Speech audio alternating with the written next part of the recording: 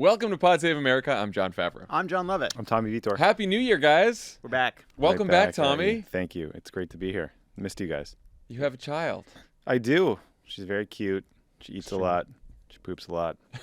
So far, so good. That's the whole thing. There you go. But enough about Lovett. Let's get to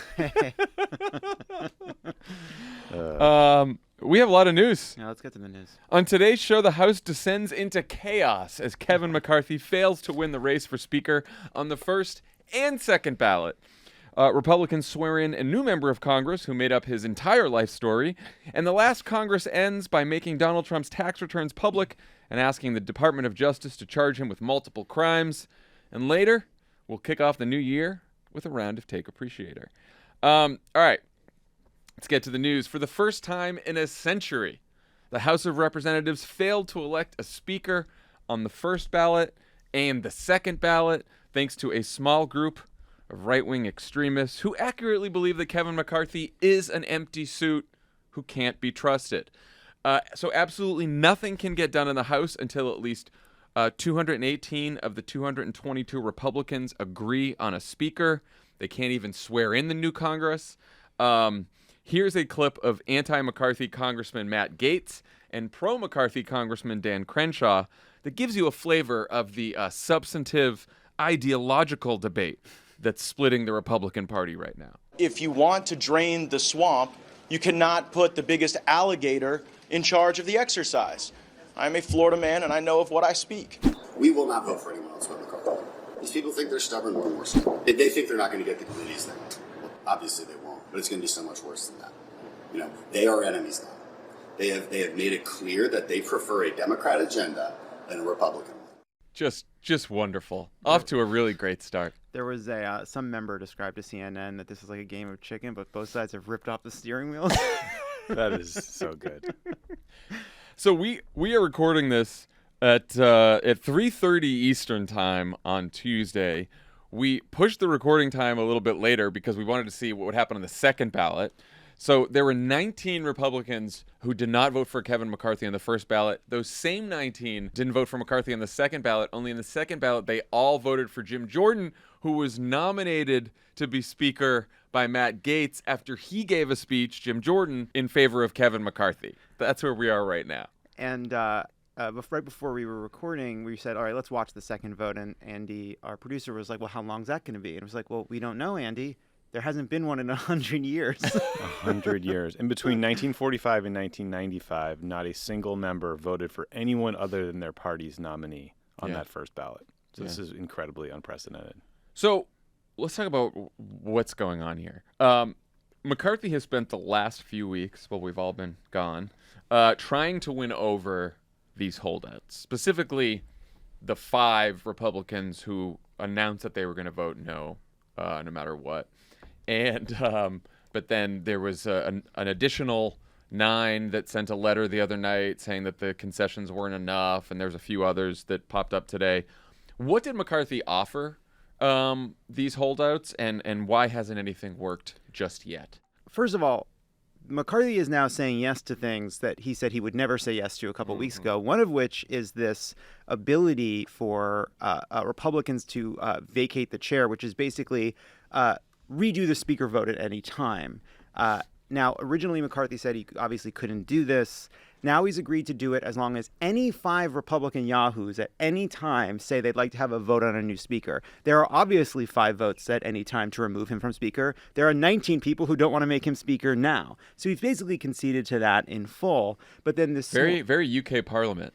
And he's doing improv. It's yes ands. And he conceded on a whole bunch of other things. It was actually hard this morning to figure out what he hasn't conceded to. And then you go dig into the details. And basically, this group of Republicans has said, we want to know before this vote that you're going to basically put each and every one of us in charge of each and every subcommittee that we're interested in. They wanted a budget bigger than the January 6th committees and their own legal entity to sue the Biden administration. I didn't understand what that meant. I have no idea what it means, Tommy. What is a legal entity? I was hoping that no one would ask more than just what legal entity Fair was enough. because I couldn't understand what that even Google means. it, listener. But I think this shows that Brendan Buck, who used to work for Paul Ryan, has an op-ed in the New York Times today. And Boehner. Where he said, and Boehner, right, sorry.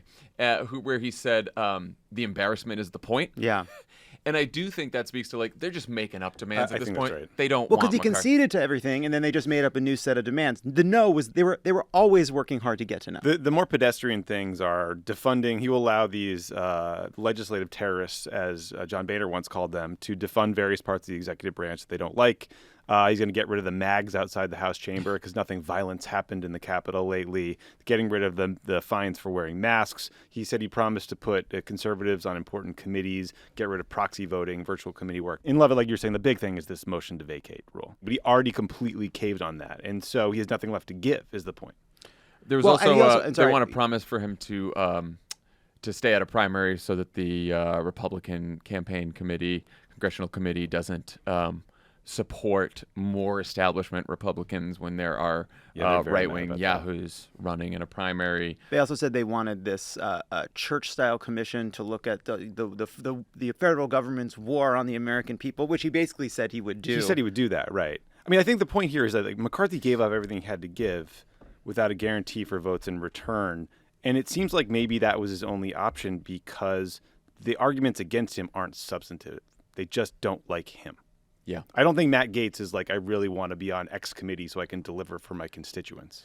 And it's deeply satisfying and ironic because Kevin McCarthy is the one who empowered and appeased these people for the last several years, basically since he was John Boehner's whip. Yeah. He has been empowering these people, and now it's like that the Twitter meme there about the leopards.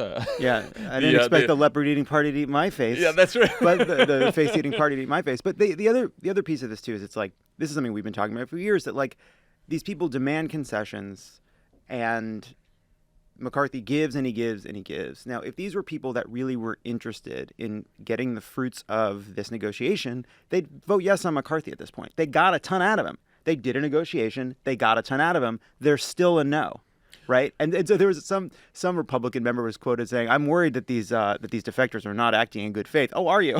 Right. They never were. Is that your fear? That's their whole thing. They never have been These acting in people good faith. are They don't like Kevin McCarthy. And they're nuts. Like, these people are not interested in governing in any way. They are only interested in, like, getting, becoming the next Tucker Carlson or Alex Jones, right? Right. They're in it for themselves. They don't really care about governing. They don't have an ideological agenda. They don't have a policy agenda. They just like to embarrass the people they can embarrass, which in this case are, what they consider establishment Republicans. Like, McCarthy and his goons keep saying, our strategy is you can't beat something with nothing. They don't have an alternative candidate who can get 218 votes. So our plan is to just stay on the floor for as many votes as it takes. But, like, these aren't rational people that they're dealing with here. You're arguing over a parking spot with a person that has nowhere to go after. You've got places to go after. They will stay all fucking day. They're the kind of people that will stay for that parking spot till they die. They will have family and friends bring them food. Smart lawyers never ask a question they don't know the answer to. Nancy Pelosi never scheduled a floor vote that she knew she wasn't going to win. Yeah. Kevin McCarthy's just like, YOLO. This is all I got. Let's go to the floor and try to wait it out. It's just like, what about these people make Kevin McCarthy or anyone think that they're going to be amenable to political pressure? Right. That's not what they're all about. And they're in like Trump plus 40 districts. They're safe. They can do whatever the fuck they want. And it is satisfying to watch the same dynamic that we've been decrying between the parties playing out within this party. Because we've been saying this for years, that this is not a party acting in good faith. You can negotiate with them, but there's never going to be enough. They'll never get to yes on whatever issue you want to talk about. And now we're seeing it exactly that same dynamic, but playing out inside of the Republican Party. Well, they used to say this about Obama, and now they'll do it about Biden. Like, well, why can't they just negotiate with the Republicans and get them to do what you want? And shouldn't it take more arm twisting and all this bullshit? It's like, no, they can't even. Like, the leaders of their own party can't even fucking get them in line here. It's funny. It's also a bit ironic too. It's like, why can't this group of insurrectionists get together and pick a leader? Don't they care about democracy? Oh, no, they don't. famously not. Famously a tough group to wrangle. So people are probably wondering what happens now. This could be resolved by the time you listen to this podcast, but it seems unlikely. this could end today. They could figure out a consensus candidate, or McCarthy could somehow get all. Let's see. There's 19 no votes. I think he can only afford to lose 4. So yeah, he could 15. flip 15 people by the end of today. Unlikely. Or a bunch of people could not show up for votes and reduce your win number, and that's sort of the X factor in all of this. Yeah, hopefully that doesn't happen because that would be or really people vote fucking present. stupid. That'd be very stupid. Yeah. But it could theoretically go on for weeks. The House of Representatives cannot function. They can't even swear in the new members until they have a speaker. So this could last for who knows. Because what happens is you pick a speaker, then you pass a set of rules. That set of rules is what allows the House to function. Otherwise, everything gets a full majority vote. This is just a group of people without a set of rules that pass everything they do by majority. That's why they're going to all these other ballots. That's why nothing can move forward without a speaker. So let's talk about who the possible McCarthy alternatives are. Wouldn't they all be worse? Worse is hard to define here. Potentially. Yeah.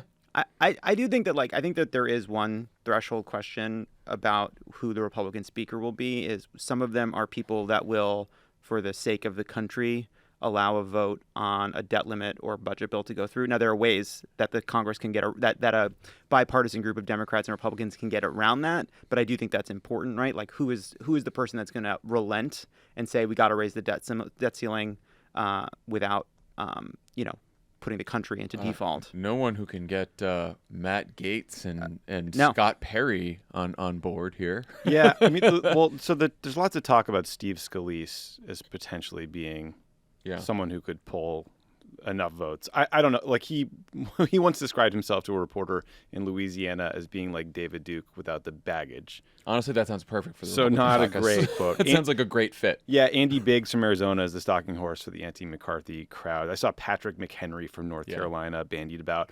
The nightmare scenario maybe is Jim Jordan, the anti-suit jacket zealot from Ohio. So that's who all the no votes have coalesced behind, at least in the second ballot. Alyssa Farah, who was Trump communications director, left the White House. She had previously been a spokesperson for the House Freedom Caucus. A great resume.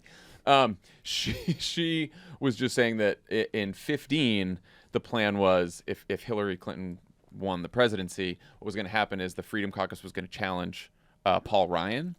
And they were going to put up Jordan to challenge Ryan to show that Ryan couldn't get the votes. And also, when they realized that Jordan could also not get the votes, then they were going to have a consensus conservative that they all got behind to be the new speaker. And back then, it was going to be then House member Mike Pompeo, who, of course, went on to bigger and better things. Deeply triggering. Basically, she said that because maybe Jordan is sort of the stalking horse now to show that that McCarthy can't get the votes, because it is hard to believe that all of these Republicans, the 18 House Republicans who are sitting in Biden districts that Joe Biden won, are going to back Jim Jordan. I find that hard to believe. Which makes you think that maybe Steve Scalise is the play here, or Patrick McHenry, or Elise Stefanik. Or the MAGA fantasy scenario is Donald Trump.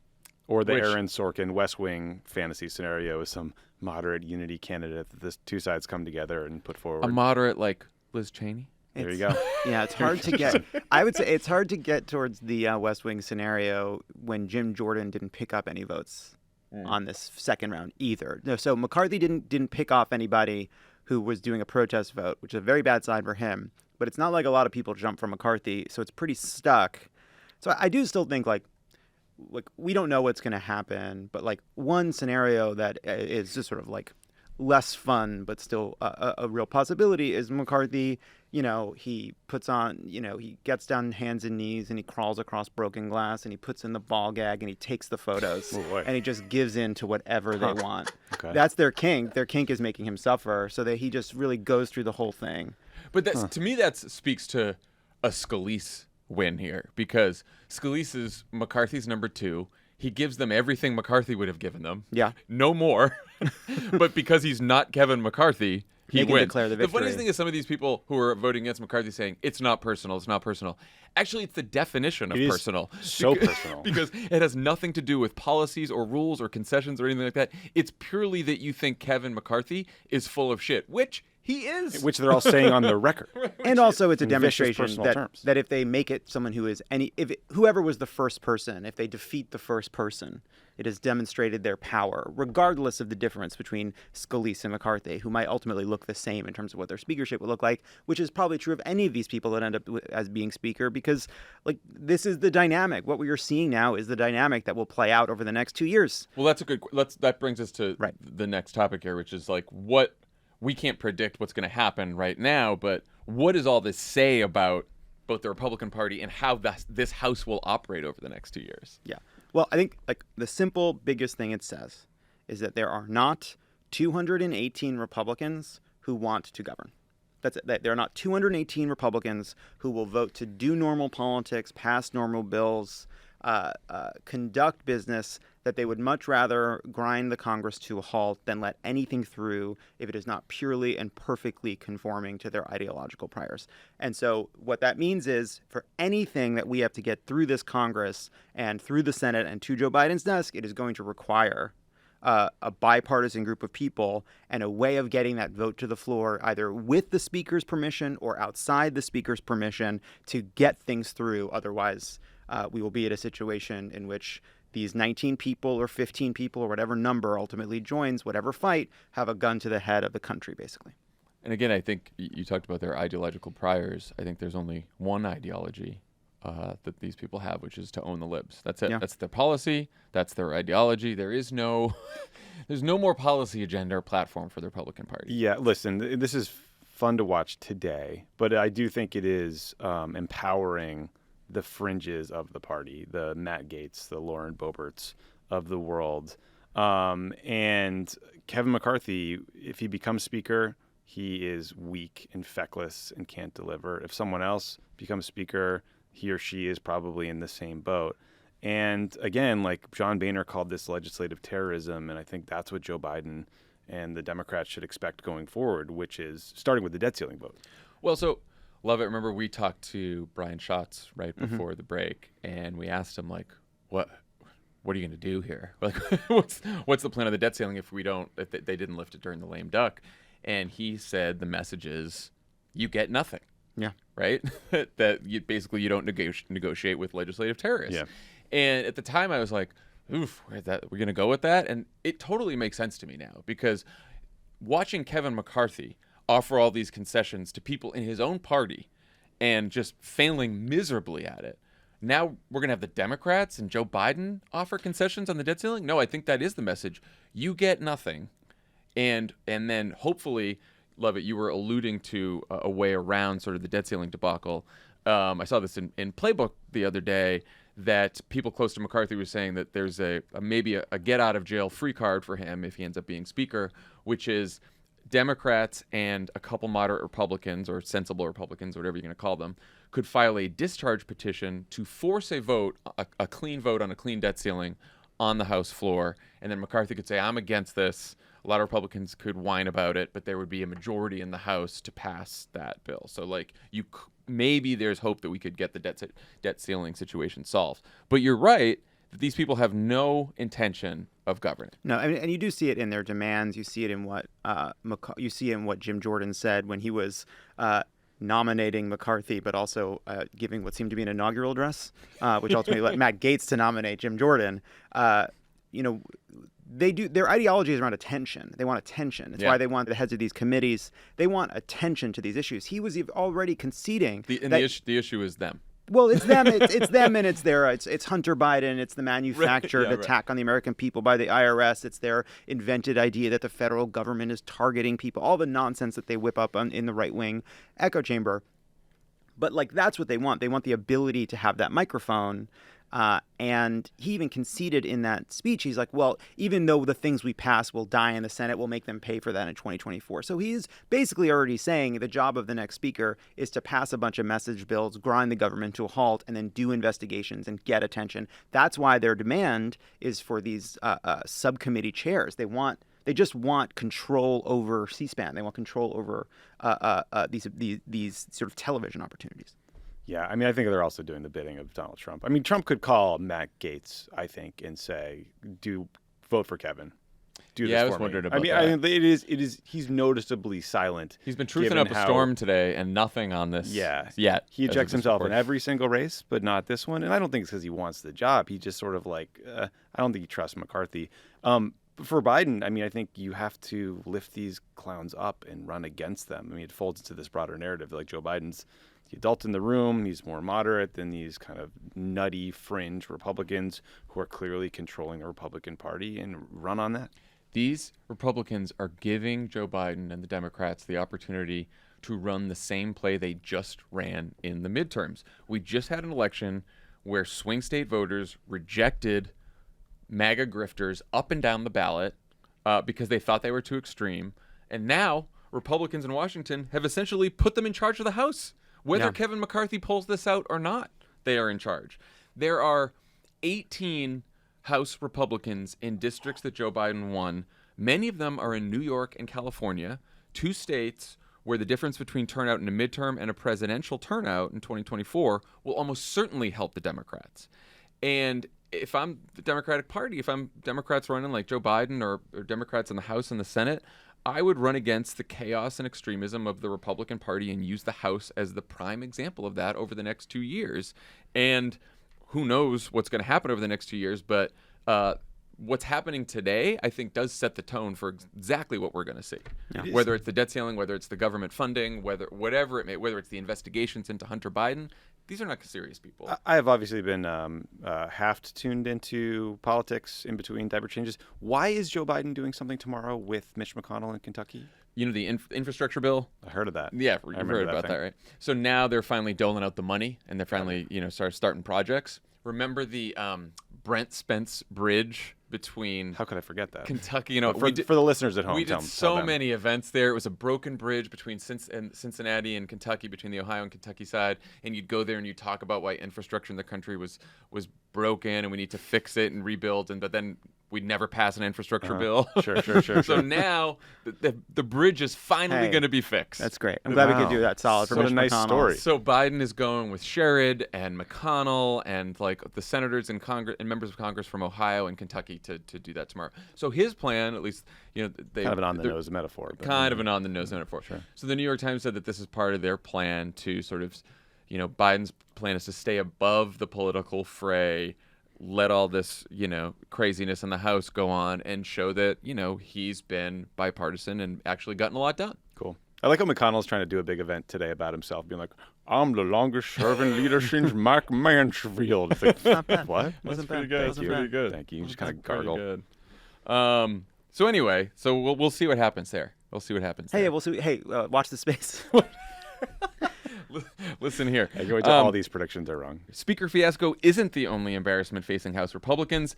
They're also about to swear in, again, if there ever is a speaker and they can start swearing in members, a new member of Congress who's been caught lying about his race, religion, heritage, education, employment, philanthropy, marital status, the circumstances of his mother's death, and even his name. George Santos, also known as Anthony DeVolder, won a Long Island seat in an upset so surprising that he escaped even the most basic scrutiny until the New York Times began to unravel his entire life story a few weeks ago. Santos has admitted to some of his lies, is now being investigated by federal prosecutors, the Nassau County District Attorney, and Brazilian law enforcement for potential financial and campaign fraud. But as of today, he's about to be a member of Congress. So first of all, this guy flew too close to the sun. All right, he just went too far. You can't, just too big of a scam. You tried to pull too big of a scam, buddy. One thing that's really funny is he's literally sitting. First of all, Kevin McCarthy can't criticize this guy. He needs his fucking vote. his vote. And so he's sitting there voting for Kevin McCarthy in these speaker votes by himself. Nobody will go near him. He's basically like radioactive. But one member of Congress walked up, because I think he didn't recognize him, walked up and said, "Hi, I'm so-and-so. What's your name?" He said, "I'm George Santos." The guy just turned around and walked away. He's a pariah that can't go near him. So he lied. He has been avoiding, for that reason, he's been avoiding reporters. He's been avoiding people. And that's been ever since he went on Tucker Carlson's program. Huge mistake. And Starring was Tulsi Gabbard. grilled by Tucker Carlson's understudy / protege, Tulsi Gabbard. We have a clip. We can debate my resume and how I worked with firms such as Goldman and Citigroup. Is it debatable or is it just false? No, is it's it debatable or is it just debatable. false? No, it's not false at all. It's debatable. I can sit down and explain to you what you can do in private equity, in capital intro, via servicing limited partners and general partners. And we can have this discussion that's going to go way above the American people's head. But that's not what I campaigned on. I campaigned on delivering results for the American people. This is not about settling scores. And I think you just kind of highlighted, I think, my concern, the concern that people at home have. You're saying that this discussion will go way above the heads of the American people, basically insulting their intelligence. So not only are you now backtracking on these lies that you've told, but you're saying that you can't explain it in a way that your constituents would actually be able to understand. I can explain it in a way and that these lies are debatable. If you give me the time, I can easily explain it for you. So just the full list. He claimed he earned a college degree. Wasn't true. Claimed to be Jewish. Two college degrees. Neither true. Neither. He didn't even attend either college. Claimed to be Jewish, but now said he meant he was like Jewish. Yeah. He said Yahweh was like, I never heard of this guy. Didn't work at Citigroup. Didn't work at Goldman Sachs. He claimed he had multiple coworkers die in the Pulse nightclub shooting. Made that up. That one. He said he owned 13 properties. Doesn't own any. Said he ran a pets charity that claimed to rescue thousands of dogs. As far as we can tell, the charity doesn't exist. He also has said he was gay for a decade. Is he? Because he was married to a woman until 2019. His divorce wasn't finalized until 12 days before he announced. I think we know that doesn't mean anything. But the part that, so maybe, look, whatever journey he's on, good for him. But the point is that he said he was openly gay for a decade, but he was married to a woman until days before he filed. He was evicted from his apartment for not being able to pay rent, but then soon after, he loaned his campaign hundreds of thousands of dollars. And that to me is the part that, like, he got a bunch of cash somewhere. Where is this money coming from? And he paid for rent at a house that he said his staff lived at, but apparently he was living there. And ultimately went from being broke and unable to pay rent to claiming a net worth of $11 million in a short span of time. So that is where I think the police got to start looking. This is all great, but you missed my two favorites, okay, which was they came from his own responses on Twitter. One, someone said, "What races are you?" And he said Caucasian and black. That's not true. And then he said that his mother died on 9/11. But then years later in 2016 said, "Oh, she just died." Well, also he also had someone claim that she was in the towers on 9/11, but didn't die. That's I think he has multiple claims about his mother's connection to 9/11. I think she did work in the towers and then died in like 2016, and he tried to say it was because of exposure, like soon after. But there's absolutely no evidence that was the case. So the question is, how did none of this come out during the campaign? Dropping balls, like New Year's. I mean, everybody dropped the ball here. Yeah, I'd say that like when a car crashes, one thing can go wrong. When a plane crashes, everything went wrong, and it just seems like every single person dropped the ball. The media, like except the New York Times. New York Times covered it, but it was in December. Now I went back and looked. The Zimmerman campaign. I heard Maggie saved it all for her book. Oh my God. The people who were yelling at the New York Times when they read it, it's like, guys, they don't have time to cover literally everything. Anyway, I do think that something was happening during the campaign, because the Zimmerman campaign put out a statement after the Times story came out, like, this doesn't come as a shock. We were trying to draw attention to some of this. Like, okay, buddy.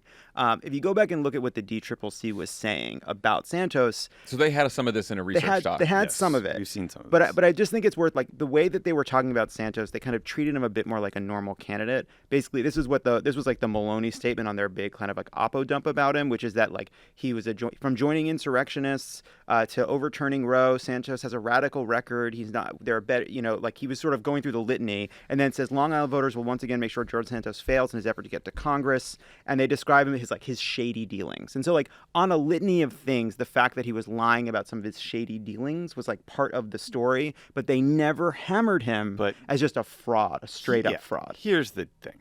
When you're in like a Democratic primary and you're trying to be subtle with your oppo hits, you pitch them to reporters, you try to launder them through news outlets, you get people to write things for you.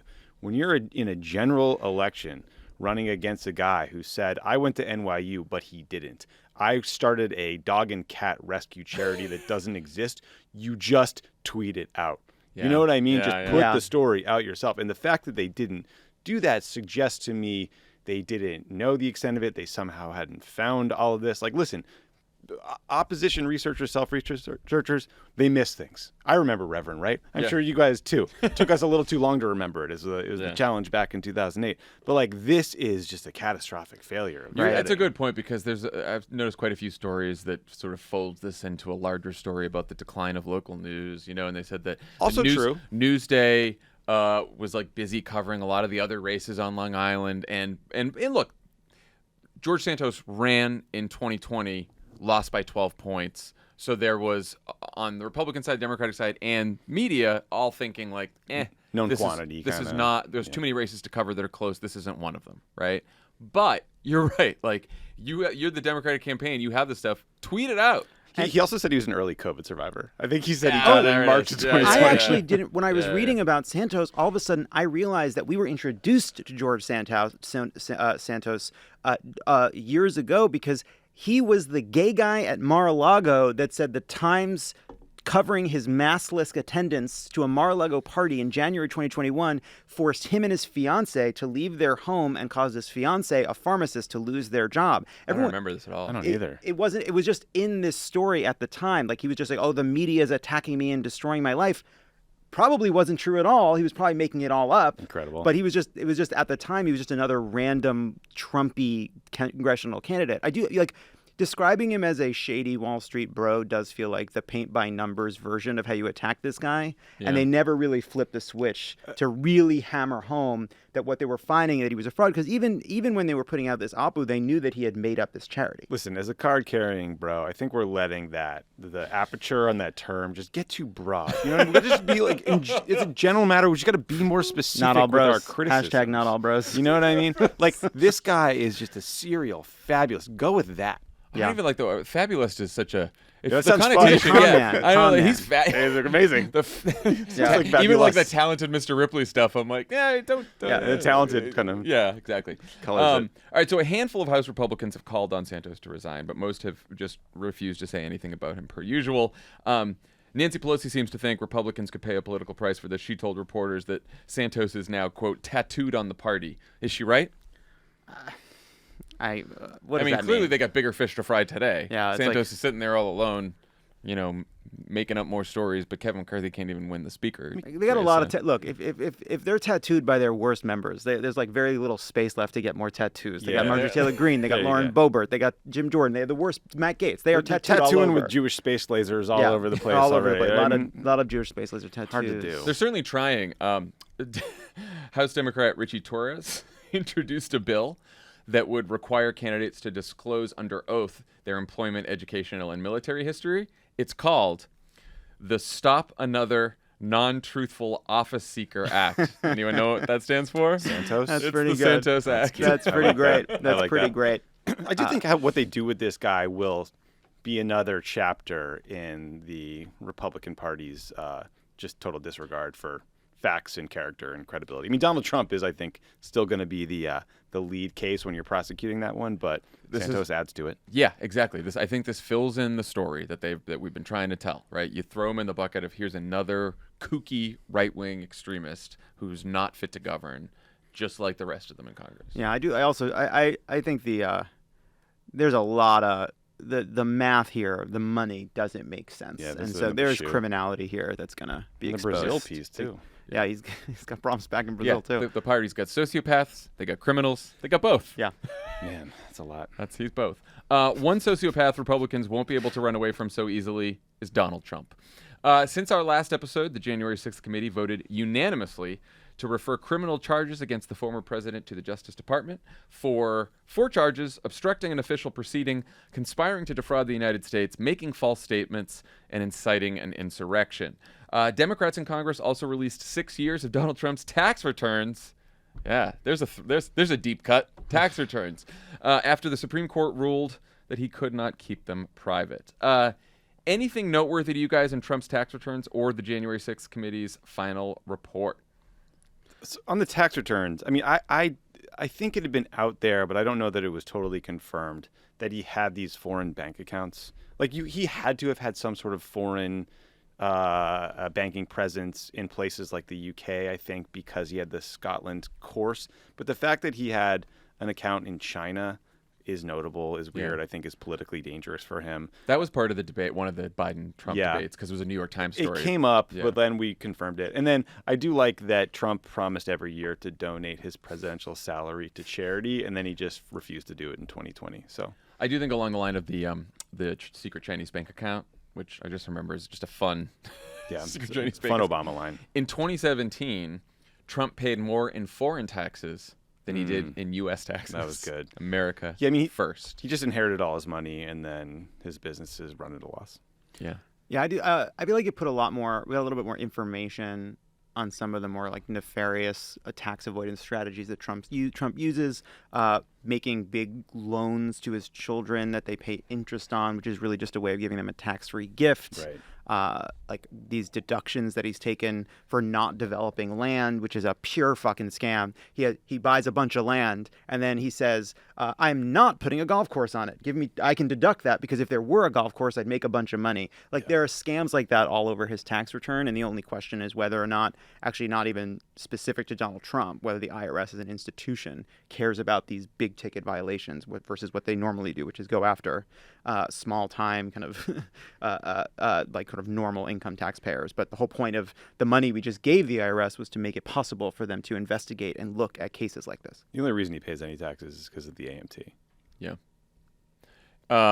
Anything on to close the book here on the January 6th committee, which is now wrapped up. So we're just waiting for Merrick Garland to see what he does on the criminal referrals, even though they're sort of on their own track anyway. But there was a final report released, and there was just a avalanche of documents, texts, evidence that the committee also released along with the report. I would say for a committee that I think for the most part was masterful in using the media to get their information far and wide, a news dump like 3 hours before Christmas was like a huge fucking mistake. It just like, it's over. Like I think that as a result, I don't know, what else could they have done? got it out earlier. Yeah, I mean, I think it was just a time like they. Listen, I'm of two minds about this. I agree with you. I mean, a lot of these It may just be transcripts. It may just be an unfortunate. What would it have? I guess what would it have done if it was? I mean, it's the damages. It's all out there. They I mean, got look, 'em. They got it out there for history. I mean, we now know that like the "Will Be Wild" tweet he wrote himself, and then he ad-libbed a lot of the most incendiary stuff at the January 6th more details rally. more details about the fact that he himself was like wanted to go with them to the Capitol, Talked about walking there. walking there. Taking the Although, Sorkin look, approach. The Tony Ornato, Secret Service thing. That's all the color we needed on that. Yeah, Well, that's I right. think we were pretty clear. Well, that's what the point. happened. I think what I took away from the final release is the January committee's report was the friends we made along the way. It was it was what we got out of these national hearings and the attention it brought to it before the midterms. I think it was good to put all this stuff out there for history, for reporters to comb through. I mean, the whole process shows you that obstruction of justice is frustratingly effective. Like Dan Scavino just refused to talk, and he will not be prosecuted. And I'm sure that guy could have filled in a lot of holes, a lot of people that I don't recall, and just kind of lied their way through it. But we did, some loops were closed. Like Trump does the call with Brad Raffensperger, where he asks for just a few more votes. And then he jumps on a call with Rudy Giuliani, then another one with Mark Meadows, and another one with Steve Bannon. So like the closed circle of who he was really collaborating with on that Georgia approach sort of becomes clearer because of this release. I don't know. You have Hope Hicks whining about her image and becoming unemployable. Like little anecdotes that will live with this. I don't think anything. With them, I mean. I don't think they released anything that was more damning than information that we already knew. I think there was some fun color, like Trump wanted to trademark rigged election, right? And then the Hicks Ivanka chief of staff stuff was great. These texts between Hope Hicks and Ivanka's chief of staff. Carly Kloss, supermodel who is married to Josh Kushner, Jared's brother. She tweeted during the insurrection that Trump's response was anti-American, and so Ivanka's chief of staff sends that tweet to Hope, and they start complaining about it, and they say, "I can't believe her, she's unreal, Ivanka's so pissed," and then they start going back and forth, and Hicks says, In one day, Trump ended every future opportunity that doesn't include speaking engagements at the local Proud Boys chapter. And all of us that didn't have jobs lined up will be perpetually unemployed. I'm so mad and upset. We all look like domestic terrorists now. This has made us all unemployable, like untouchable. God, I'm so fucking mad. It's just great fun. So selfish. Also, just like amazingly perfect. Yes. You know what? Honestly, And sadly, she was wrong. Yeah, That's the worst part. She made like $1.5 million working Right, at Fox that's News. the worst part. It's also the exact, everybody was wrong about what the consequence of insurrection would be. But in the same way, Mitch McConnell and Kevin McCarthy spoke out against it. The great sin that Donald Trump committed was making them less electorally successful, and the great sin for Hicks is that she couldn't get another job. Mark Milley said he had to talk the Trump administration out of court-martialing retired military officers who criticized Trump right. Yeah, in that was- op-eds. Lots of just color, a lot of anecdotes that, I don't know, remind you of how completely out of control that period was. Well, so Trump's been taking all of this in stride after a truth the other day where he wished a happy new year to radical left Democrats, Marxist lunatics, clueless rhinos, and China-loving Coco Chow and her obedient husband Mitch. It's just... He said it wasn't his fault that Republicans didn't do well in the midterms. It was, quote, the abortion issue, poorly handled by many Republicans. He specifically criticized them for taking a position on abortion that was no exceptions. Is he right? Is he right that was a problem? Sure. Yeah. These are two problems. They were both problems. He was one of the problems, and this was the other problem. There were two big problems. He was one, and this was the other. Absolutely true. And also his judges allowed the other to happen. So congrats. I think it is interesting for what that says about the primary that we're about to see, if there is a Republican primary, if someone else announces against Donald Trump, because you have Trump, who clearly sees that abortion and the way that Republicans handled abortion did not go too well, and seems willing at least to take a position on it that is a little less extreme than some of the Republicans did in the midterms. And then we've talked about DeSantis before, Trump's potential biggest challenger, who has only signed the 15-week ban in Florida. And you wonder if abortion politics in the Republican primary is going to be different than you might expect based on what happened in the midterms. My guess, I think that the far-right sort of anti-abortion people are some of the most transactional human beings out there, the sort of right-wing evangelical Christians, and they are thrilled to work with an imperfect vessel with imperfect views in history as long as he will do their bidding. And Trump did their bidding for 4 years and gave them the courts they wanted. I think that's right, which is why I think we could see a different kind of primary than we might expect on that issue. You also see it if it's a DeSantis-Trump debate, you can see it kind of falling by the wayside, as DeSantis always goes back to a line about the bill he passed in Florida. Right. Something that neither of them actually want to bring up. And that's Trump what I'm saying. and Trump taking credit for appointing these judges. Although Trump has for years been like, look, this is what these wackadoos want. They want me to do these judges. Right. I'll do these judges. But I'm a little worried that it's going to be bad for us. Like, he's always said that. For us and me personally. And for me, and especially, I mean me. You are just meat zombies that wander around to serve me. I'm a person. I don't care what happens to any of you sacks of flesh. I was going to say, servile tools to my own mind. No one hates Trump base more than Donald Trump. That's exactly right. But I mean, you did see, to your point about the primary, John, Mike Pence was, quote, tweeting some group called SBA Pro-Life, who were out there saying the approach to winning on abortion is to have the clearest contrast with extreme Democrats. And Pence retweeted that saying, well said, SBA Pro-Life, whatever that is. Again, these guys are trying to subtweet their way to victory against Donald Trump in a Republican primary. And I don't think that's going to work. Unfortunately, the base is not pro-life when it comes to Mike Pence. Well said. Yeah, that's too bad. Leave it there. That's really funny. But I do think outside of Trump and DeSantis, there is an intra-Republican debate about abortion amongst those who have recognized that it cost them votes in this, which is, on the one side, you have the people who said it cost us votes and good. That was that we said we would do this and it was worth it. And there's the people like Mike Pence who are trying to make an argument that we just got outplayed. They painted us as extremists on the issue. Our position is actually popular. They're the extremists. We need to run harder on abortion. Anyway, it seems like the Republican Party's in great shape. Great shape. Cheers. Happy 2023. All right, when we come back, Elijah Cohn will be here, our Chief Take Officer, to get us through another round of Take Appreciator. Pod Save America is brought to you by Stamps.com. The new year is a great time to set up for a year of success by saving money and being more efficient. That's one thing that's a point that I'm supposed to make here. but it's true. January means dealing with customer emails, returns, gift card purchases, and the inevitable increase in postage costs. With Stamps.com, you can print your own postage right from home or the office within minutes of signing up. They even send you a free scale, so you'll have everything you need to get started. That's why we've used Stamps.com since our early days here at Crooked Media. Never stress about finding the fastest and cheapest shipping solutions. Stamps.com does it for you automatically. Stamps.com has partnerships with USPS and UPS for unbeatable rates, up to 86% off. And if you sell products online, Stamps.com seamlessly connects with every major marketplace and shopping cart. Plus, if you need a package pickup, you can easily schedule it through your Stamps.com dashboard. Start the new year by saving serious money on mailing and shipping. Get started with Stamps.com today. Sign up with promo code CROOKED for a special offer that includes a 4-week trial, plus free postage and a free digital scale. No long-term commitments or contracts. Just go to Stamps.com, click the microphone at the top of the page, and enter code CROOKED. Pod Save America is brought to you by Blue Land. The holidays are upon us. Food, friends, family, and cleaning.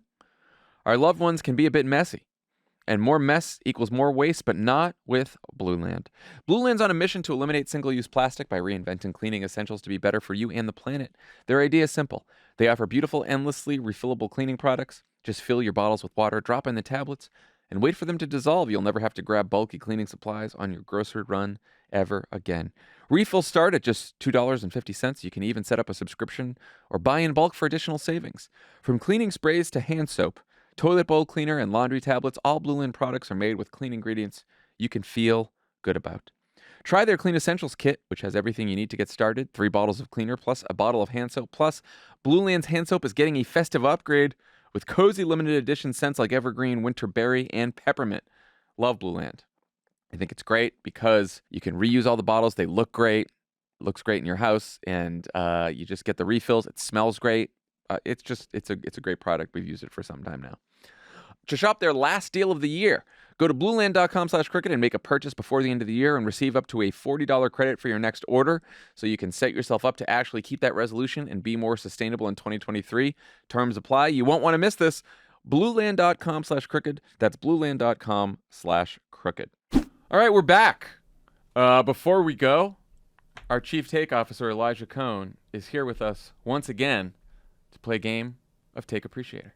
Elijah, how's it going? Happy New Year. It's great, guys. Happy New Year. You got some takes? Yeah, I got some takes. You just been collecting takes for the last couple weeks? Yeah, people have been throwing at me. There's no off button for takes. Content never sleeps. I love the banter we do before. Let's go.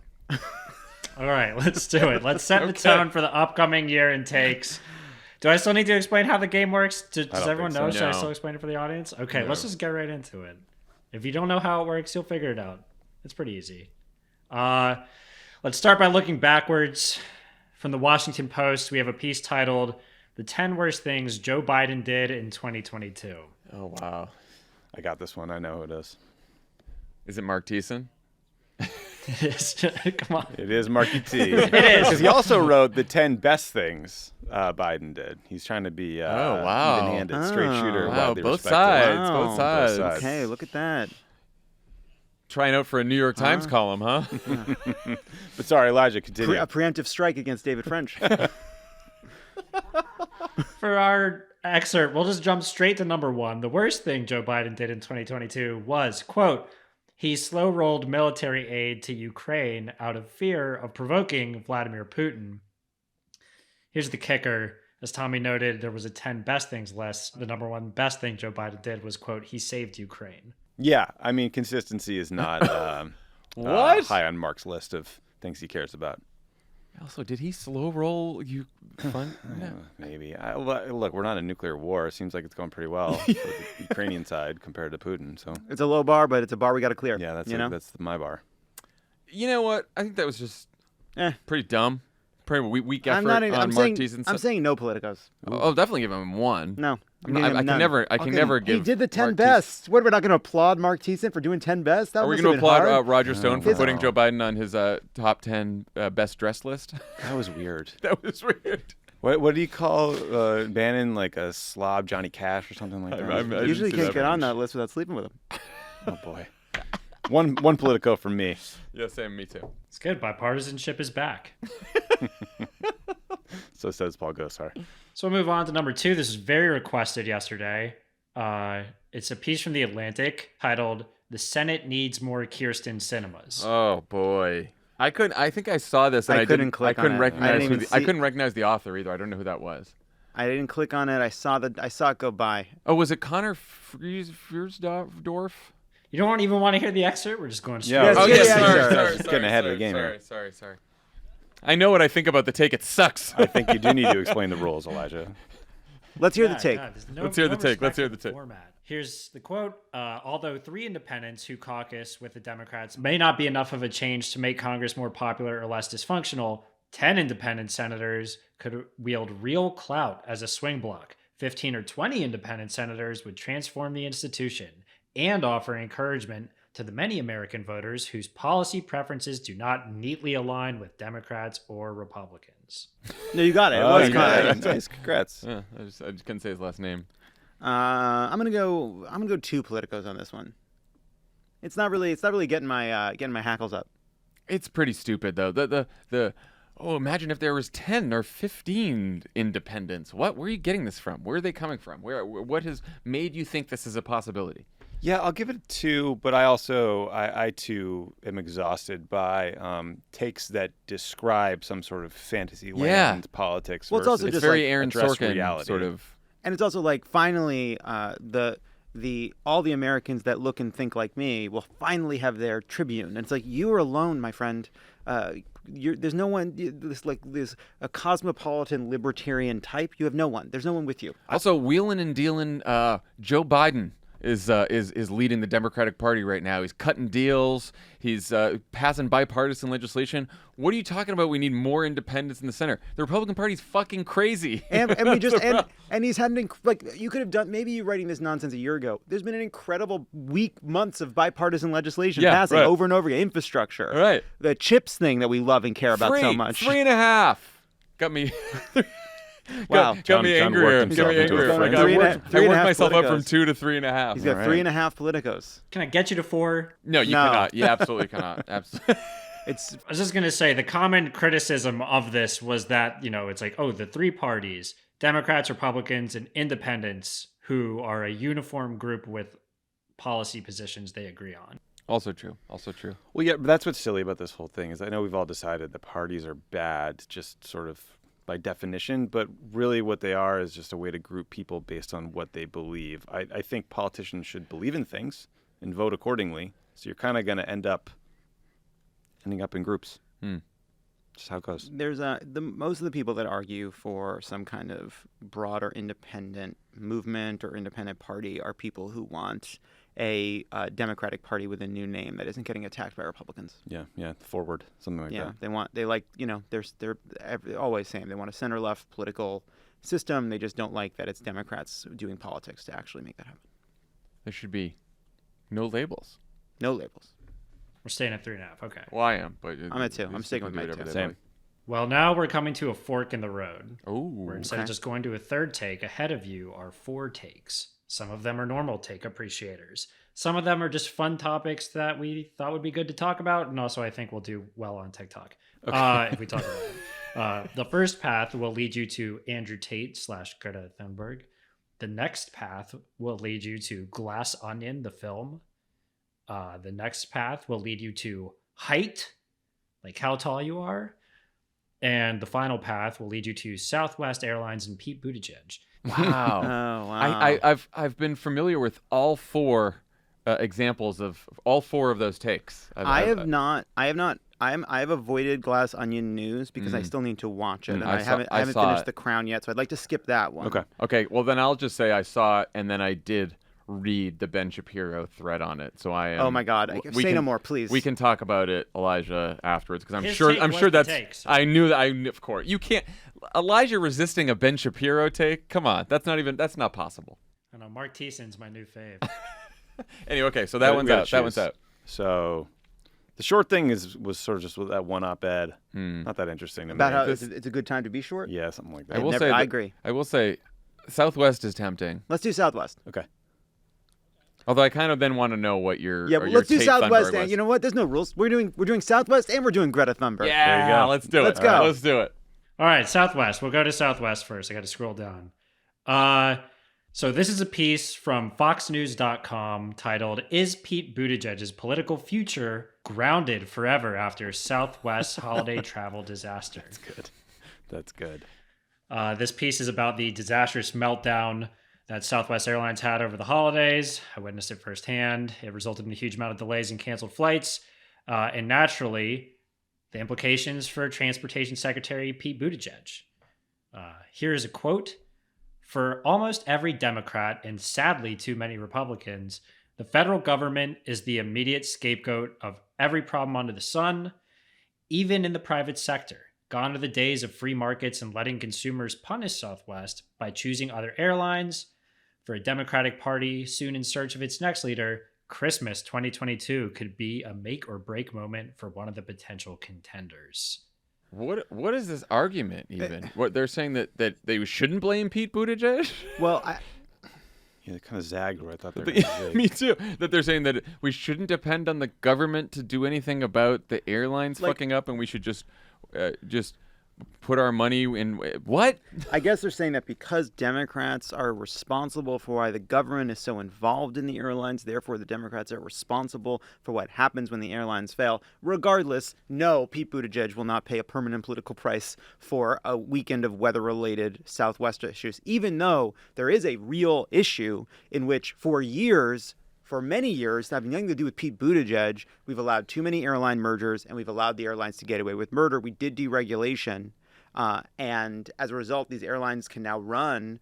They're running much fuller flights with much fewer backups or rooms for problems. They cancel with impunity. They mistreat passengers with impunity. Like, there is a big problem here, but it's really, really hard to blame Pete Buttigieg. Well, to the point of whatever this was, we can't just have consumers punish the airlines or vote with their wallets here because they don't have that much choice because of all the mergers. The mergers that should never have been allowed to go through, that reduce competition and put people at the whims of these horrible giant airlines. It is not a competitive market. If I'm going to get in a tin can that goes to 30,000 feet, I'd like the government to be involved in the regulation of that. It's just the government or Elon. That's the only people that I'm trusting on that. All right, good point.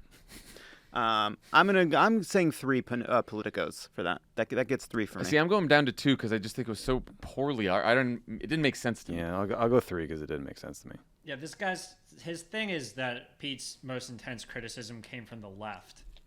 So they could affect maybe. There's certainly some people who some of the hate Bernie, Pete some of the Bernie folks from the primary who are far more focused on airline specific issues during that time period than they might otherwise have been. But there have been a lot fine. of people on Fox News that went after Pete for this. Like, oh, so you want the government to step in and more heavily regulate and control the airlines? Fine, let's do that. Great, good.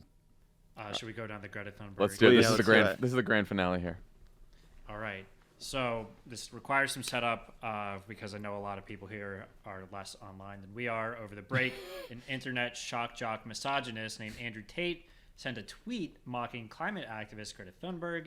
He basically said he has a lot of gas-guzzling cars, and he asked for Greta's email so he could give her more information. She replied, quote, "Send it to smalldickenergy@getalife.com." Just destroyed him. That went mega viral. Just imagine you're trying to troll a teen and you get absolutely bodied. Yeah, that's great. Yeah. To make this discourse crazier, Andrew Tate was shortly thereafter arrested for human trafficking in Romania.